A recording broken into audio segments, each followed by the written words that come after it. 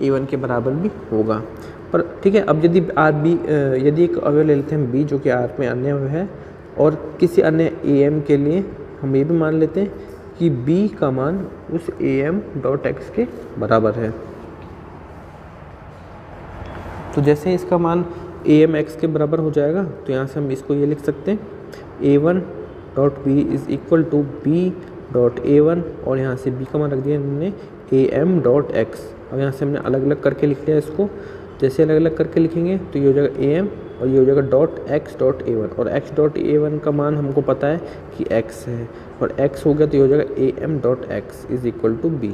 ठीक है, तो यहाँ से हमने ये प्रूफ कर दिया कि A1 R का इकाई अवयव है, क्योंकि A1 R का इकाई अवयव इसलिए है क्योंकि A1 को यदि हम B से मल्टीप्लाई कर रहे हैं तो हमारे पास क्या आ रहा है, B वापस आ रहा है। तो यहाँ से हो गया कि A1 का मान 1 है। ठीक है, अब क्योंकि 1 इकाई अवयव R के अंदर मौजूद है तो एक ऐसा अवयव A होगा जो इसके साथ मतलब मल्टीप्लाई करेंगे।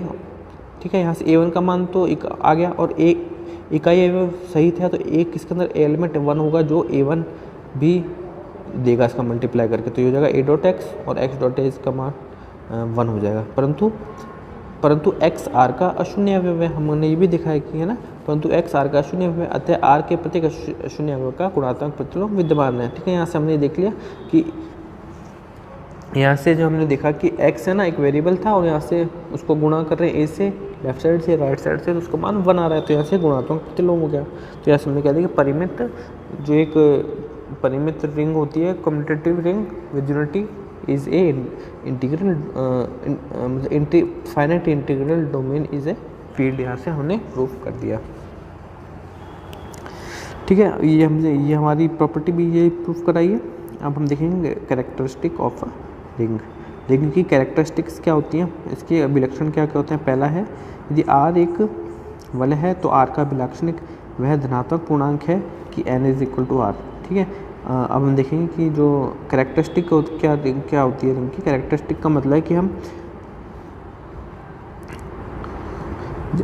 मतलब रिंग के प्रत्येक अवयव को हम किस एलिमेंट से गुणा करें कि उसका मान 0 आ जाए, तो वो एलिमेंट हमारा कहलाएगा उसका अभिलक्षणिक। ठीक है, यदि n का अस्तित्व नहीं हो तो R का अभिलक्षणिक 0 या फिर अनंत होता है। हम ठीक है, आप जैसे एग्जांपल में देख सकते हैं 0 1 दो एलिमेंट हैं, और इसका जो प्लस है वो +2 है, और मतलब मॉड्यूलो 2 है ऑपरेशन है। इसका अभिलक्षणिक 2 है क्योंकि 2 को हम 0 से गुणा करेंगे तब भी हमारा 0 आ रहा है, और 2 को 1 से गुणा करेंगे तो हमारा 2 आएगा, लेकिन 2 में 2 का भाग देने पर वापस 0 आ जाएगा। तो यहाँ से अभिलक्षणिक 2 हो गया। अब हम देखेंगे कि एक इंटीग्रल डोमेन का क्या अभिलक्षणिक होता है।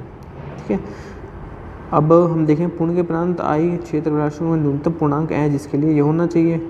ठीक है, अब यहाँ से हम देखते हैं कि जहाँ 1 यदि ऐसे n का अस्तित्व नहीं हो तो 1 का अभिलक्षणिक 0 अनंत कहलाता है। अब यहाँ से देखते हैं कि Z5 को देखते हैं। Z5 का अभिलक्षणिक 5 है क्योंकि इसके अंदर जो एलिमेंट होंगे हमारे सारे, तो उनको 5 से गुणा करने पे सारे वैल्यू 0 आ जाएगी। अब हम देखते हैं कि पूर्णांक के प्रांत का अभिलक्षणिक 0 होगा या फिर अखंडनीय संख्या मतलब प्राइम नंबर कहलाएगा। अब इसको सिद्ध करने के लिए हम मान लेते हैं कि पूर्ण के प्रांत इसका अभिलक्षणिक एक अशून्य संख्या p है। हम मान लेते हैं कि इसका जो अभिलक्षणिक है वो एक p संख्या है। p को हमको प्रूफ करना है कि एक अभाज्य संख्या होगी। यदि संभव हो तो माना कि अभाज्य संख्या नहीं है। ठीक है, अब अभाज्य संख्या नहीं है तो इसके गुणनखंड किए जा सकते हैं P1 और P2 के रूप में, जहाँ पे P1 और P2 P से छोटे होंगे। अब D हमारा जो है पूर्ण के प्रांत उसका अभिलक्षणिक P है, तो इसका मतलब कि P को 1 से गुणा करेंगे तब उसका मान 0 आना चाहिए। ठीक है, अभिलक्षणिक की परिभाषा से अभिलक्षणिक क्या करता है, किसी भी एलिमेंट से गुणा होने पे वो 0 वैल्यू देता है। जहाँ 1 क्या है, इसका गुणात्मक तत्समक अवयव है, तो P इंटू 1 का मान 0 है, और P का मान हमने पहले देखा है क्या है P1 इंटू P2, तो इसको हमने लिख दिया P1 into P2 is equal to 0। अब हम क्या करेंगे कि इस 1 को और मल्टीप्लाई करके लिख दिया P1.1 और P2.1, इसका गुणा 0 हो गया। अब क्योंकि ये पूर्ण के प्रांत है, पूर्ण के प्रांत में कहीं दो अवयव का गुणा 0 है, तो इसका मतलब या तो दोनों में से कोई एक अवयव 0 होना चाहिए। तो हमने लिख दिया P1.1 का मान 0 है या फिर P2.1 का मान 0 है। तो यहाँ से ये क्या हो गया कि P1 भी एक अभिलाक्षणिक हो गया क्योंकि वो एलिमेंट 1 के साथ 0 दे रहा है, या फिर P2.1 इसका मान भी 0 हो गया। तो इसका मतलब या तो D का अभिलाक्षणिक P1 हो गया या फिर P2 हो गया। लेकिन हमने देखा है कि P1 P2 दोनों P से छोटे हैं, और वो भी अभिलाक्षणिक नहीं हो सकते क्योंकि अभिलाक्षणिक खुद ही सबसे छोटा नंबर होता है। इसका मतलब कि हमने जो माना है P एक अभाज्य संख्या नहीं है वो गलत है, इसका मतलब P एक अभाज्य संख्या हो गई। तो हमने सिद्ध कर दिया किसी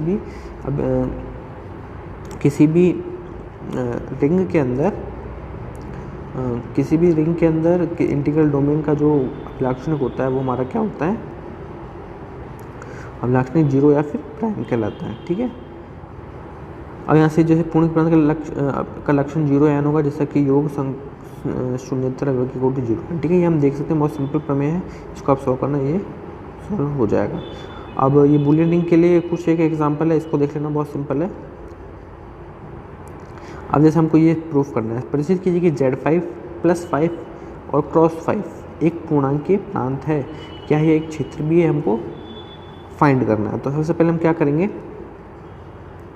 इस Z5 के लिए 2 ऑपरेशन है, प्लस और गुणा, इसके लिए हम अलग से सारणी बनाएंगे। तो जो पहली सारणी वो तो है +5 के लिए, मतलब इनके जो ऑपरेशन लग रहा है वो +5 है, और राइट हैंड साइड में जो ऑपरेशन है वो × 5 है। ठीक है, अब हम यहाँ से देख सकते हैं सारणी 1 से स्पष्ट है कि Z5 एक क्रमणीय गुण पे ओके, हम बिल्कुल सही कह सकते हैं क्योंकि सारणी 1 से हम देख सकते हैं कि सारे ग्रुप की प्रॉपर्टी सेटिस्फाई कर देता है ओनली 5 के साथ। ठीक है, अब क्योंकि यहाँ पे 0 + 5 का तत्समक अवयव हो गया, तो यहाँ मतलब यहाँ से लिखा है कि 0 इसका तत्समक अवयव है, और के प्रतिलोम भी लिखे हुए हैं। सारणी 2 से हम देख सकते हैं कि जैसे ये है क्रॉस 5, ये भी Z क्रॉस 5 के अंदर एक ग्रुप हो जाएगा, और इसी के साथ साथ इसके अंदर जो गुणात्मक तत्समक अवयव है वो हो गया 1, और प्रत्येक अवयव का इसमें तत्समक प्रतिलोम अवयव भी विद्यमान है। ठीक है, तो यहाँ से 2 से हम देख लिया। अब यहाँ से हम तीसरा देखते हैं, समुच्चय,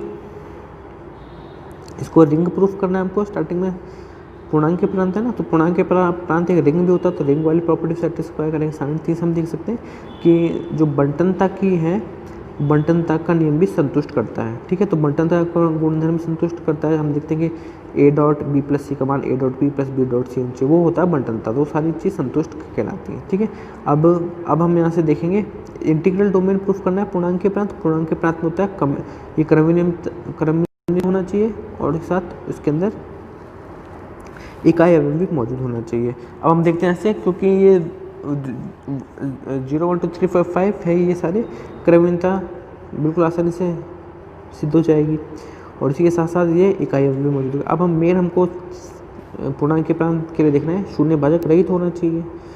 ठीक है, अब हम देख सकते हैं,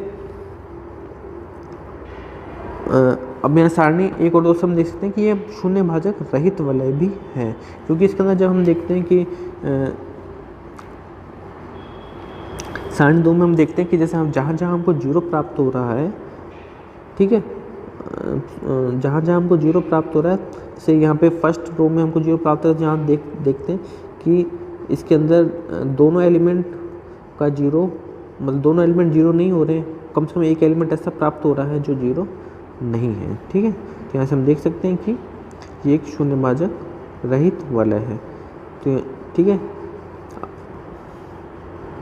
अब इसमें प्रत्येक का गुणात्मक प्रतिलोम भी विद्यमान है, इसलिए एक क्षेत्र भी कहलाएगा।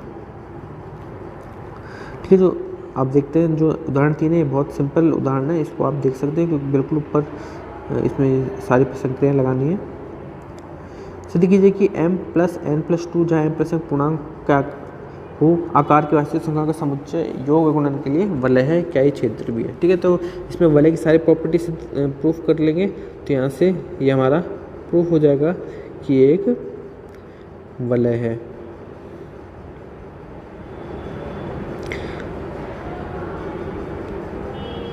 अब हमें इसको प्रूफ करेंगे क्या ये एक क्षेत्र भी है। क्षेत्र के लिए हमको क्या करना है कि प्रत्येक अवयव का गुणात्मक प्रतिलोम भी विद्यमान होना चाहिए। अब हम यहाँ से एक अवयव लेते हैं m + n + √2, एक अवयव लेते हैं। अब इसका इन्वर्स निकालते हैं, तो इन्वर्स हमारे पास ये आ जाएगा m/m² - 2n² - n/m² - 2n² √2। अब जरूरी नहीं है कि ये जो यहाँ पे है ये एक नॉन जीरो संख्या हो, क्योंकि इसके अंदर हमारा जो नीचे वाला एलिमेंट है जैसे देख लेते हैं एग्जांपल 3+√2 है, इसका यदि हम लेते हैं इनवर्स तो ये निकल के आएगा 5/7 माइनस 1/7/5, ठीक है। परंतु ये इसके अंदर विद्यमान नहीं होगा क्योंकि m और n इसके अंदर क्या होने चाहिए, इंटीजर होने चाहिए, लेकिन ये इंटीजर नहीं है। तो ये एक वलय तो है पर इसमें एक क्षेत्र नहीं है, ठीक है। अब उदाहरण 5 है हमारा, इसके अंदर संक्रिया द्वारा परिभाषित ये है, इसके अंदर ये हमको प्रूफ करना है कि ये एक क्षेत्र प्रूफ करना है। क्षेत्र के लिए हम सारी प्रॉपर्टी लगा लेंगे, बहुत आसानी से आप देख सकते हैं सारी प्रॉपर्टी हो जाएंगी, ठीक है। अब इसमें मेन इसके अंदर आएगा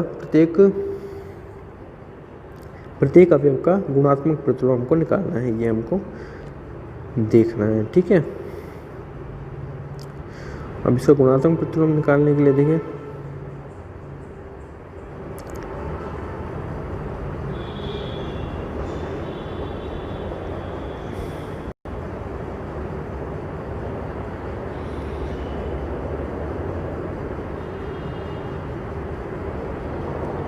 इसका गुणात्मक प्रतिलोम भी निकल जाएगा। यहाँ से हम देखते हैं कि आसानी से निकाल सकते हैं। अब इसमें आगे बढ़ेंगे,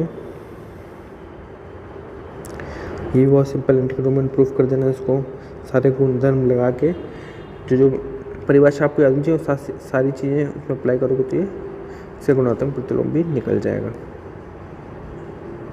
उदाहरण 7 भी कर सकते हैं, सारी प्रॉपर्टी लगानी है, सारी प्रॉपर्टी से हम इसका निकल जाएगा। उदाहरण 8 है, मैट्रिक्स के लिए इसको ये पूछा गया है कि सिद्ध कीजिए कि इस तरह की सभी मैट्रिक्स का समुच्चय मैट्रिक्स योग के लिए एक वलय है। रिंग प्रूफ करना है, क्या ये शून्यभाजक रहित भी है। तो वलय का हमें सारी प्रॉपर्टीज लगा देंगे, प्लस गुणा करके सचरता क्रमणता तत्समक्रम निकाल लेंगे, युज प्रतिलोम निकाल लेंगे, बंटनता का पालन कर लेगा तो ये हो जाएगा से एक रिंग हो जाएगा, ठीक है। और अब इसमें शून्यभाजक रहित है सही, तो इसको निकालने के हम दो अवयव ले लेते हैं, जिसमें दो अवयव है 0 1 0 0 0 1 0 0। ये तो दोनों नॉन जीरो हैं परंतु इनका गुणा है वो 0 आ रहा है, तो ये हो जाएगा शून्यभाजक सहित वलय आ जाएगा ये। इस प्रकार से वाली मैट्रिक्स है, क्या ये एक फील्ड है। इस फील्ड के लिए सबसे पहले हम रिंग प्रूफ कर देंगे, रिंग है या नहीं, और रिंग आसानी से सारी प्रॉपर्टी लगा के हम देख लेंगे तो रिंग हो जाएगा। और इसका जो हम देखेंगे कि ये एक फील्ड भी है या नहीं है, ठीक है। फील्ड के लिए हम देखें क्या करेंगे, फील्ड के लिए हमको ये चेक करना है कि उसके अंदर सारी प्रॉपर्टीज होनी चाहिए और उसके अंदर जो प्लस के साथ तो वो एक क्रमविलय में ग्रुप होना, प्लस के साथ क्रमविलय ग्रुप होता ही है, और गुणा के लिए भी एक क्रमविलय में ग्रुप होना आवश्यक है। तो वो चेक करके देख लेना है कि ये क्षेत्र आ रहा है या नहीं, ठीक है। तो यहाँ पे जो एग्जांपल थी हमने रिंग के एग्जांपल देख लिया, इंटीग्रल डोमेन देख लिया और फील्ड देख लिया। अब हम जो नेक्स्ट लेक्चर में देखेंगे सब रिंग क्या होता है, सब फील्ड क्या होता है, वो डेफिनेशन देखेंगे, ठीक है।